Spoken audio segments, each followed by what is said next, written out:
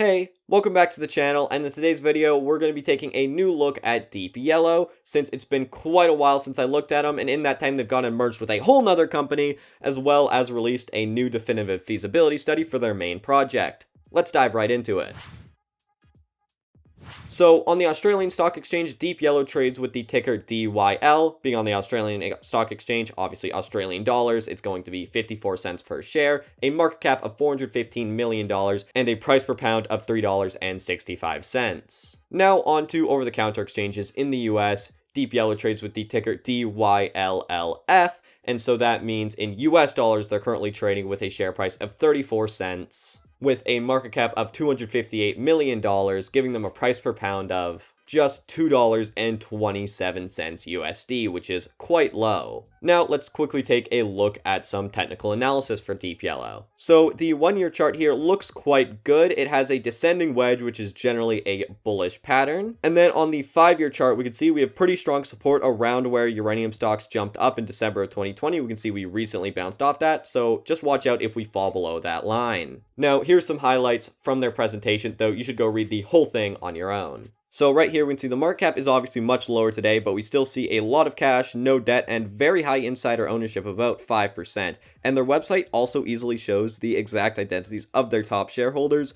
I like the transparency. Here we can see their Vimy merger. They're operating in multiple jurisdictions, which is good, less jurisdictional risk, and Namibia itself is obviously a great jurisdiction too. On Tumas, their Namibia project, they've got experience with similar projects, reserves and resources are consistently increasing, and there is pre-built infrastructure. I should note in their presentation before we continue that there's nothing on Mulga Rock, which is the project that they acquired when they merged with Vimy, but that's because they are currently doing an updated DFS on that project. So now let's look at these projects in a little bit more depth, and again, these numbers are going to be in US dollars. So their flagship, the Tumas project, has a mineral resource of 114 million pounds with a grade of 258 parts per million. So that's quite a large project, though the grade is quite low, at least compared to, say, like the Athabasca, but that's almost kind of cheating because the grades there are so high. There's a fairly sizable royalty of 3.25%, and then the initial capex is 436 million, with sustaining capex being 127 million. And their OPEX is $39.39, though in reality it's actually kind of lower when you factor in the sales of vanadium. Their C1 cost and all-in sustaining costs are actually a little bit lower.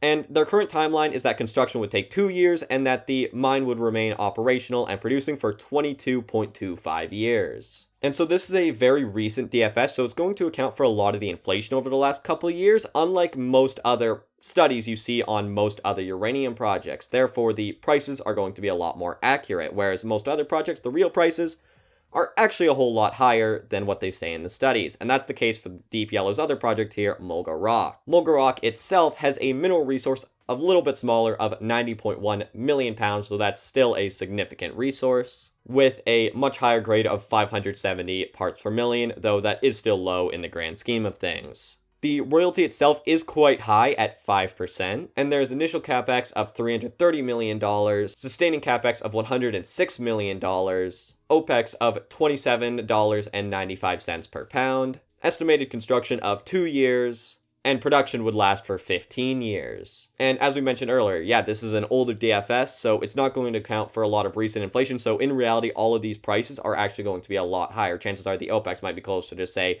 $40 like Tumas's is, and that the CapEx is probably going to be much closer to what Tumas's is for less pounds in the ground, aka it's obvious as to why this isn't their flagship project, though it is a significant project nonetheless. So, to round up the whole thing, between their two projects as well as all of their other deposits for exploration and other things like that, there's a mineral resource of 392 million pounds, which explains their very low price per pound, though there is quite a low average grade of 275 parts per million. And when you look at a junior mining company, you definitely want to make sure the balance sheet is good too. You don't want this company to be going, bankrupt 3 months after you buy them, even if their project is really, really good. As of December 2022, they have a quick ratio of 5.51 and a current ratio of 5.54. Considering about 1 to 1 is what you would say good, this this is a very strong balance sheet. And because they have no debt, their debt ratio is obviously 0, so doing really good there too. Their price per book is just 1.08, and their price to cash is just 7.39. So they're not trading at an exorbitant price, and their balance sheet is stable. They're not being crushed by debt, and they have healthy cash positions, so overall it's quite a strong balance sheet.